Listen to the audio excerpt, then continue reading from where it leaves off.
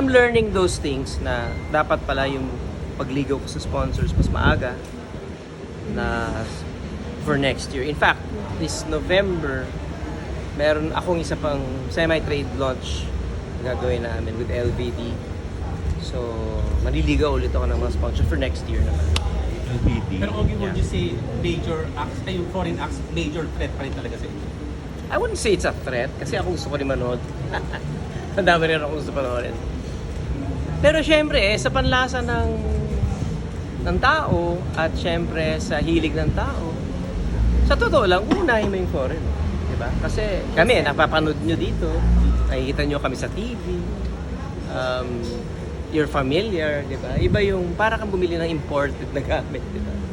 And it's not a bad thing. It's not it's something that we have to hurdle.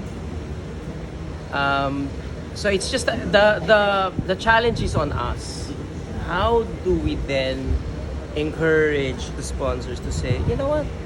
Okay, let's go local. Let's go, diba? Kasi syempre kami, ipaproduce kami, patingi-tingi lang. But if you're going to do it on a constant basis, lagi kang may concert na ipinoproduce, then they'll say, oh, okay, they're serious about what they're doing. They kailangan may ganun din eh. Meron kang makita ka ng mga brands na they're serious about what they're doing.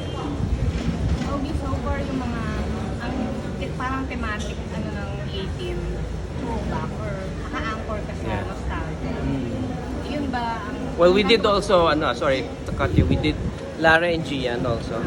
Na, yun naman, that was in the movies, and then we did their theater, parang Broadway then. So, yeah. Oh, yeah, medyo.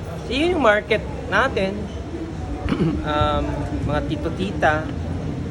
Itong 90s, kahit magkaila sila, tito-tito na rin si Nabong, di ba? So, Yes. it's they're the paying crowd. They're magkanong ticket? 8,000? 7,000? It's not cheap. Yeah, you have to kind of measure how many times will you multiply 8,000 pesos. Kasi si Bini, meron kaming collab na re-record namin next year. Dapat actually re-record this year, kaya lang nga nag-major concert sila at 3 araw sold out. So parang na-busy sila, nakiusap sila, Sir Ogie, pwede bang next year na natin i-record yung collab? Sabi ko, no problem. Ano you wrote a song? Yeah, I wrote a song. We do have a collab. It's gonna be released next year. Sige.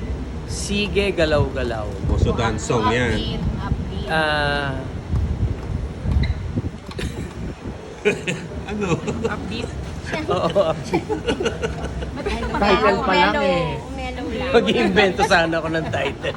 Ito na. Sige, galaw-galaw, chuk-chak chens. Ang luma. Ang luma. No. Sige, galaw-galaw. Ito na ang bagong sumayaw sumunod. Pero, Medj. Oo ah. Huwag may collab ka with Bini. Yes. Hindi mo naisip what if may song ka rin na gawin for SB19 halimbawa. Since bago Bini, sila naman yung mas sa P-pop.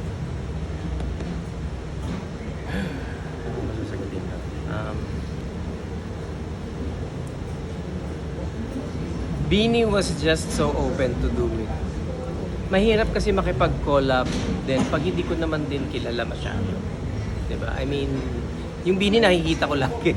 Nakasama mo. Oo, nakakasama. So, I would love to do with SB19, but I'm not really close to them.